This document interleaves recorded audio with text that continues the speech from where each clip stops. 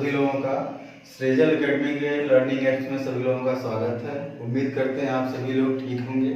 देखिए आज शुरू करते हैं संख्याएं यानी नंबर किसे कहते हैं।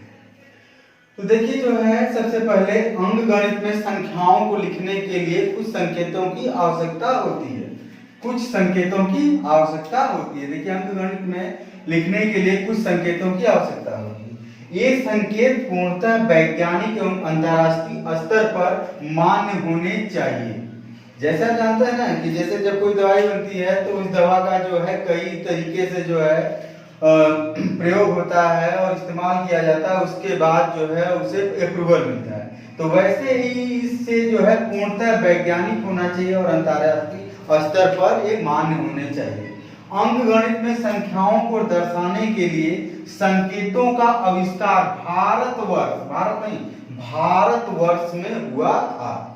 इन संख्याओं को दर्शाने के लिए 10 संकेतों का प्रयोग किया जाता है और ये 10 संकेत जो हैं आपके जो है वह हैं 0, 1, 2, 3, 4, 5, 6, 7, 8, 9।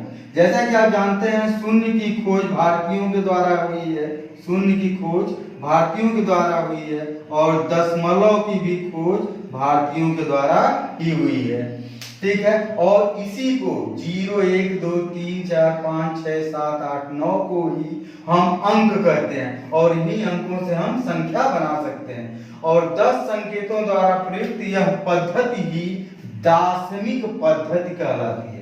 कभी कभी पूछा जाता है कि दार्शनिक पद्धति किसे कहते हैं, तो 10 संकेतों द्वारा प्रयुक्त यह पद्धति दार्शनिक पद्धति कहलाती है।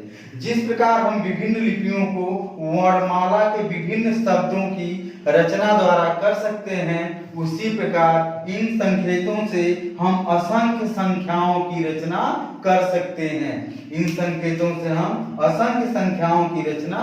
सकते हैं। आगे चलेंगे हम आप लोगों को बताएंगे कि कैसे संख्या कर सकते हैं। संख्याओं में जो पद्धतियां आपको बताए हैं कि जो पद्धतियां होती हैं वो मुख्यतः 3 प्रकार की पद्धति हमारे प्रचलन में है।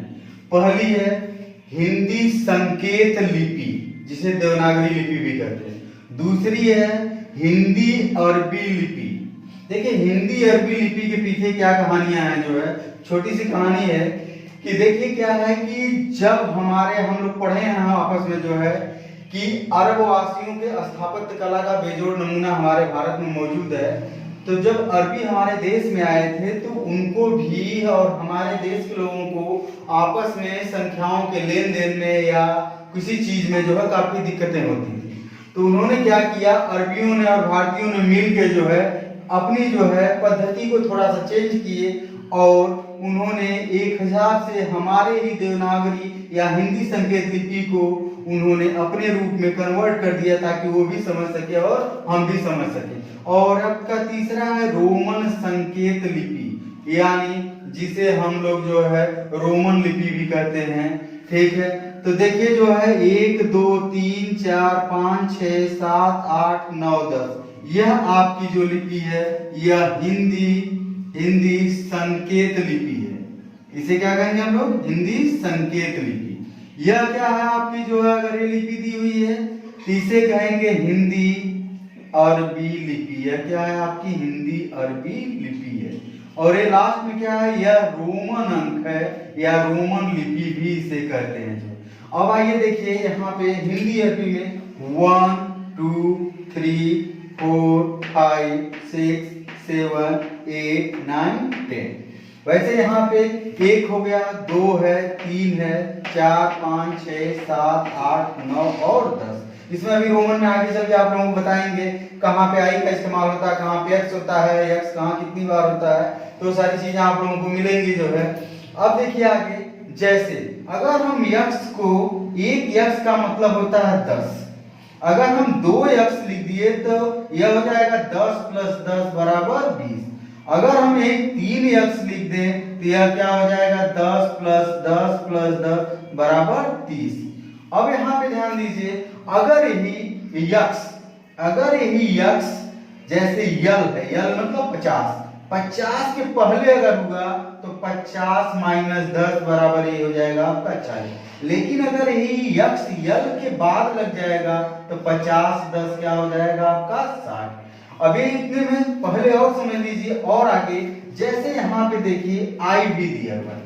एक आई का मतलब होता है एक, दो आई का मतलब एक प्लस एक बराबर दो, तीन आई का मतलब हो गया एक प्लस एक बराबर तीन। लेकिन अगर यही आई भी के पहले लग गया, यानी भी पांच में से एक गया क्या होगा चार, और भी स्वयं आया क्या हो जाएगा पांच। लेकिन यही अगर आगे लग गया तो पांच प्लस एक बराबर क्या हो जाएंगे आपके छह हो जाएंगे। इसी प्रकार की ये प्रक्रिया आगे भी चलती रहती हैं। अब यहाँ पे देखिए लिखे हैं आप लोगों को, एक्सएल 40 हो गया, यल 50 हो गया, एक्सएल वही 50 प्लस 10 60 हो जाएगा। लेकिन सी हमारा 100 होता है, सी के पहले एक्स की वैल्यू क्या होता है 10 होता है, तो यहाँ पे 100 में से 10 जाएगा क्या आएगा 90, यहाँ पे 100। ऐसे ही डी की वैल्यू क्या होती है 500, लेकिन सी क्या है आप लोगों को 100 बताया गया, तो क्या होगा 500 में से 100 गया, यानी क्या गया आपका 400, और डी 500। ऐसे ही यम मतलब होता है आपका 1000, लेकिन अगर सी आ गया, सी आपका क्या है आप देख रहे हैं 100 है, लेकिन अगर 100 है तो 1000 में से 100 घट जाएगा तो क्या आएगा 900, और यम आप जान ही रहे हैं 1000। अब देखिए बार, अगर बार लग गया, बार का मतलब होता है कि उस संख्या गुणे 1000। जैसे आप भी बराबर क्या जानते हैं 500, भी बराबर 5, लेकिन अगर भी पे बार हो गया तो इसका मतलब हो गया 5, इस बार का मतलब गुणे 1000, यानी 5000 हो जाएगा। लेकिन अगर यहीं पे आई भी आ गया, आई के पावर बार, यानी आई का मतलब 1 होता है, 1 गुणे 1000 यानी क्या हो जाएगा 1000, तो 5000 माइनस 1000 बराबर 4000। तो ये चीजें ध्यान रखिएगा आप लोग कि कभी भी अगर ऊपर बार लग जाए तो उसका मतलब उस संख्या गुणे 1000 होता है, जिस पे बार लगेगा गुणे 1000। देखिए बी पे बार, बी की वैल्यू क्या होती है आपकी 5 गुणे 1000 यानी 5000। आई एक्स यहाँ पे 9 होता है, आप देखे होंगे 9 बार लग गया है तो 9 गुणे 1000 9000, यहाँ पे होगा। सी पे बार आप जान रहे हैं सी की वैल्यू क्या होती है, आप देखिए यहाँ से 100 होती है, 100 इंटू 1000 बराबर क्या हो जाएगा आपका 1 लाख, या आपके 1 लाख हो जाएंगे। यह चीजें देखिए विशेष ध्यान रखिएगा, इससे सीटेट और यूपीटेट में क्वेश्चन बनते हैं और पूछा भी जाता है, तो अगर ये ध्यान रहेगा तो आपके लिए काफी अच्छा रहेगा। स्क्रीनशॉट बना लीजिएगा सभी लोग, फिर आगे हम नेक्स्ट टॉपिक में चलते हैं।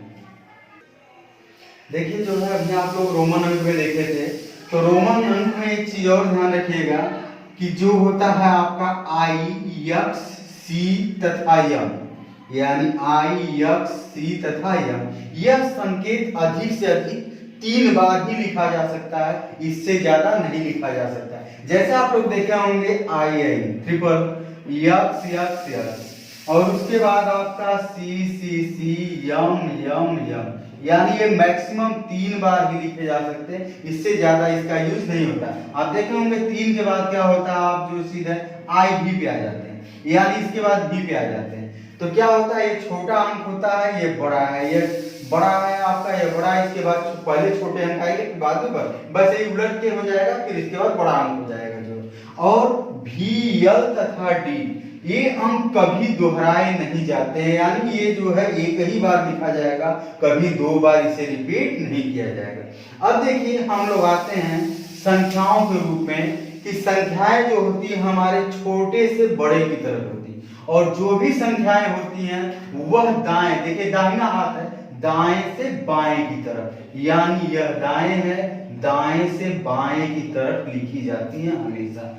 और जो संख्याएं होती है वह हमेशा 10 का गुणज होती है, याद रखिएगा हमेशा 10 का गुणज होती है, जो भी संख्याएं होंगी वह 10 का गुणज होती है। जैसे इकाई है, इकाई में 10 का गुणा करेंगे दहाई बनेगा, दहाई में 10 का गुणा करेंगे सैकड़ा बनेगा, सैकड़ा में 10 का गुणा करेंगे 1000 बनेगा, 10,000 में और 1000 में 10 का गुणा करेंगे 10,000 बनेगा, और इसी प्रकार क्रमशः जब आप गुणा करते जाएंगे तो वह संख्याएं आगे बढ़ती चली जाएंगी। जैसे देखिए यहाँ पे जब हम यहाँ पे हो तो इसे लिखते हैं 10 पावर 0, 10 पावर 0, किसी के पावर 0 वैल्यू 1 होती है, यानी इकाई पे 1 हो जाएगा। दहाई को क्या होगा 10 पावर 2, यह क्या हो जाएगा 10 पावर 3, यह क्या हो जाएगा 10 पावर 4, यह 10 power 5, 10 power 6, 10 power 7, 10 power 8, 10 power 9, 10 power 10, 10 power 11, 10 power 12, 10 power 13, 10 power 14, 10 power 15, 10 power 16, 10 power 17, 10 power 18, 10 power 19 और 10 पावर 20। यह संख्याएं ऐसे होते हुए चली आएंगी। यानी आपको बता दें, अगर नहीं क्लियर है इस तरह तो पूरा देख लीजिए। इकाई, दहाई, सैकड़ा, हजार, 10,000, लाख, 10 लाख, करोड़, 10 करोड़, अरब, 10 अरब, खरब, 10 खरब, नील, 10 नील, पद्म, 10 पद्म, शंख, 10 शंख और महाशंख। ठीक है, महाशंख जो हो जाएगा आपका, यही जो है आपका जो है अंतिम संख्या हमारे यहाँ गणना में मानी जाती है। वैसे भी आप अंतरराष्ट्रीय संख्याओं में देख लेंगे, अभी आपको बताएंगे आगे अंतरराष्ट्रीय संख्याएं, वह इनको समूह बना के और सारी संख्याएं जोड़ दी जाती हैं, जाकि इसमें कोई दिक्कत न हो जो है। अब देखिए इसके बाद जो है आप लोगों का सबसे जो है सोचने चीज है जो है कि जैसे 253 दिया है, 253 में क्या है, यानी 3 इकाई है, 5 क्या है, दहाई, 5 क्या है आपका दहाई। लेकिन इस दहाई का मतलब क्या हुआ, 10 5 बार है, 10 क्या है 5 बार है, 10 दहाई 5 बार, 10 बताया 10 5 बार। अब यहाँ पे क्या है, ये सैकड़ा है। इस सैकड़ा का मतलब यह हुआ कि 100 2 बार है, 100 प्लस 100 2 बार है, यानी यह 253 कहलाएगा। इकाई है, यह 10 जो है आपका 5 बार है, यह 2 बार 100 है, यानी यह 253 है। यानी अंकों के समूह को ही समूह को ही संख्या कहते हैं, अंकों के समूह को ही संख्या कहते हैं जो है। दूसरे शब्दों में ये भी कह सकते हैं कि अंक किसे कहते हैं, ये भी अगर जानना हो, अंक किसे कहते हैं, बार बार पूछ दिया जाता है, तो यहाँ पे ये कह सकते हैं कि गिनती की संख्या, ठीक है, को अंक कहते हैं, गिनती की संख्या को अंक कहते हैं। या फिर ये भी कह सकते हैं जिससे कितने का बोध हो, जिससे कितने का बोध हो, उसे भी हम अंक या संख्या कर सकते हैं, इसमें कोई दिक्कत नहीं होगी आपको। देखिए और संख्याएं हम लोग पढ़ रहे हैं, संख्याओं में कितने प्रकार हैं, कितने प्रकार के, तो देखिए संख्याएं हम लोग पढ़ रहे हैं, संख्याओं में कितने प्रकार होते हैं, इस प्रकार को हमको जानना है जो है। तो देखिए जो है संख्याएं तो वैसे विविध प्रकार की होती है, लेकिन मुख्यतः जितनी संख्याएं उसके बारे में हम लोग पढ़ेंगे और जानेंगे। देखिए सबसे पहले प्राकृतिक संख्या, प्रकृति यानी प्रकृति के रूप से जो हमको स्वतः प्राप्त हुई हो, उसे हम क्या कहते हैं, प्राकृतिक संख्या यानी नेचुरल नंबर।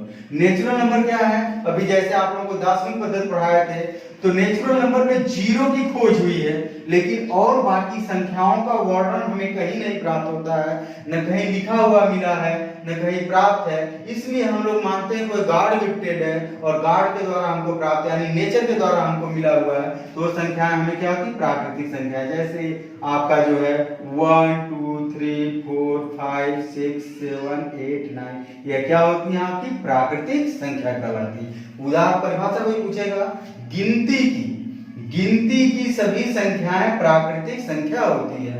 कोई ये भी पूछ सकता है कि सबसे बड़ी प्राकृतिक संख्या क्या होगी, तो सीधी सी बात आप कहिएगा सबसे बड़ी प्राकृतिक संख्या हम ज्ञात नहीं कर सकते, यानी अनंत हो जाएगी। सबसे बड़ी प्राकृतिक संख्या हम ज्ञात नहीं कर सकते, क्योंकि संख्याओं का समूह हो जाएगा और जितना होगा हमें ज्ञात नहीं कि वो संख्याएं बहुत बड़ी से बड़ी क्या हो सकती हैं। अब इसके बाद दूसरा टाइप पूर्ण संख्या यानी होल नंबर्स। होल नंबर्स क्या है जो है, ठीक है, अगर प्राकृतिक संख्याओं के समूह में शून्य को शामिल कर दे, तो जो परिवार प्राप्त होता है उसे हम लोग क्या कहते हैं, पूर्ण संख्या कहते हैं। अब आपका अगला है पूर्णांक संख्या यानी इंटीजर्स। आप लोग देखते होंगे अक्सर आई पॉजिटिव और निगेटिव, यानी ऐसी संख्याएं जिसमें कि धनात्मक और ऋणात्मक चिन्ह लगा हो, उसे हम क्या कहते हैं, पूर्णांक संख्या। और शून्य क्या है, शून्य न तो धनात्मक होता है और न तो ऋणात्मक होता है, शून्य पूरी तरीके से उदासीन होता है। यानी -2 -3 +2 +3 ये सब संख्याएं क्या होंगी आपकी पूर्णांक संख्याएं कहलाती हैं, यानी इंटीजर्स कहलाती हैं। अब इसके बाद सम संख्या, ऐसी संख्याएं जो कि 2 से विभक्त हो जाए, यानी जिसके अंत में 0 2 4 6 8 ऐसा कुछ प्राप्त हो जाए, जिस संख्या के अंत में वह संख्या क्या होती है सम संख्या होती है। और विषम संख्याएं उसे कहते हैं जिसमें कि 2 से भाग न जाए, ऐसी संख्याएं जो कि 2 से न कटे, 1 3 5 7 ये सब संख्याएं क्या होती हैं आपकी विषम संख्याएं कहलाती हैं। अब सचिन्ह संख्या या दिष्ट संख्या यानी साइन नंबर को ये कहा जाता है कि जो भी संख्याएं हों अगर उनके आगे प्लस या माइनस लगाओ, जैसे आपका हो कि +3 तो यह +3 क्या है ये साइन है, यानी ये सचिन्ह संख्या, यह प्लस चिन्ह है। और +3 है, यहाँ -5 है, इसका मतलब माइनस चिन्ह लगा हुआ है, ये -5 है। 3 संख्याओं को हम सचिन्ह संख्या या दिष्ट संख्या कहते हैं। अब धनात्मक संख्या किसे कहते हैं? अब उसी में आप यही चीजें देखेंगे पूर्णांक संख्या के थ्रू ही। अगर किसी संख्या के आगे प्लस लगा हुआ है और ये x है तो यह क्या होगी आपकी धनात्मक संख्या होगी, जैसे +2 +3 +5 ये सारी संख्याएं धनात्मक संख्याएं कहलाएंगी। अब अगला है निगेटिव नंबर यानी ऋणात्मक संख्या। अगर किसी संख्या के आगे ऋण चिन्ह लगा हुआ है तो वह ऋणात्मक संख्याएं कहलाएंगी, -2 -3 -5 ये सब संख्याएं क्या आपकी ऋणात्मक संख्याएं कहलाती हैं।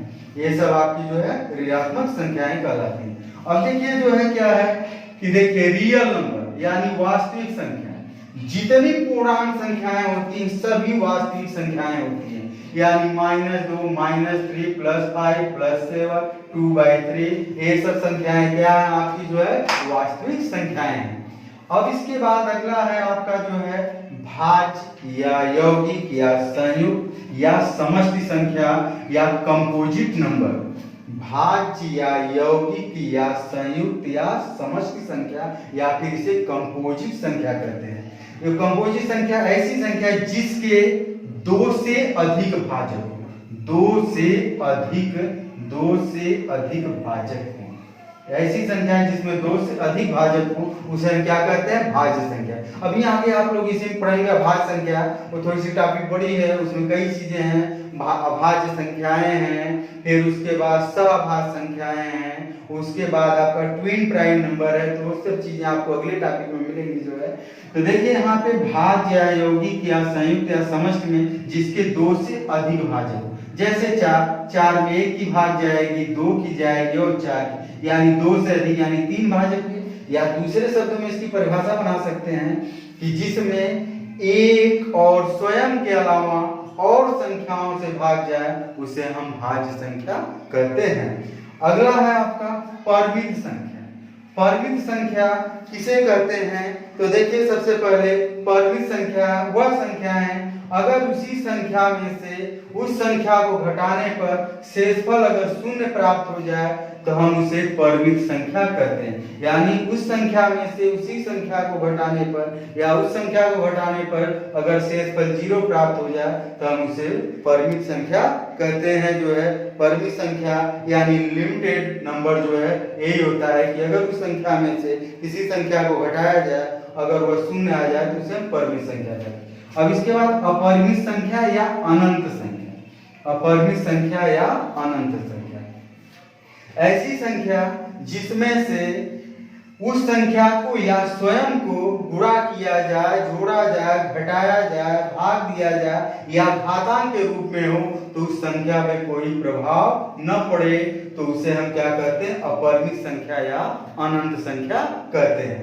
अब इसके बाद क्रमागत संख्या यानी लगातार क्रमशः क्रमागत संख्याएं जो संख्याएं लगातार एक के बाद एक आएं 1 2 3 4 5 6 ये सब संख्याएं क्या है क्रमागत संख्याएं। यहाँ पूर्ववर्ती और अनुवर्ती संख्याएं होती हैं जो कि क्रमागत यानी पहले पूर्ववर्ती और बाद में अनुवर्ती होती है। वर्गमूल संख्या क्या कहते हैं? किसे कहते हैं? यानी वर्गमूल क्या होगा? ऐसी संख्याएं जिनका वर्ग करने पर वर्गमूल निकालने पर, ऐसी संख्या है जिसका वर्गमूल निकालने पर पूर्ण संख्या प्राप्त हो। जैसे 4 है, 4 का वर्गमूल 2 हुआ, पूर्ण संख्या प्राप्त हुई। यहाँ पे 16 है, 16 का वर्गमूल निकालने पर 4 प्राप्त हुआ, यानी पूर्ण संख्या प्राप्त हुई। तो उसे हम क्या कहते हैं? वर्गमूल संख्या कहते हैं। अब घनमूल संख्या क्या है? ऐसी संख्या है जिनका हम घनमूल निकालें और हमें पूर्ण संख्या प्राप्त हो, उसे हम घनमूल संख्या कहते हैं। जैसे √27 यानी 3, और यहाँ पे √64 यानी 4। देखिए पूर्ण संख्या प्राप्त हुई, यह क्या हो जाएगी? आपकी जो है घनमूल संख्या, यानी 27 घनमूल संख्या, 64 भी क्या घनमूल संख्या, और घनमूल इनका 3 होगा और इनका क्या होगा? 4 होगा। तो हम उम्मीद करते हैं कि आप लोगों को ये वीडियो अच्छा लगेगा और आप सभी लोग ज़्यादा से ज़्यादा कोशिश करिए कि सृजल एकेडमी ऐप्स को डाउनलोड करिए, और यहाँ पे भी चीज़ें आप लोगों को मिलेंगी और वहाँ पे थोड़ा बेहतर ढंग से मिलेंगी। आप लोगों के सामने हम हमेशा आएंगे जो है, और आप लोग देखिए और कमेंट बॉक्स में अपने जो है राय दीजिए, ताकि हम इसमें और सुधार कर सकें। धन्यवाद।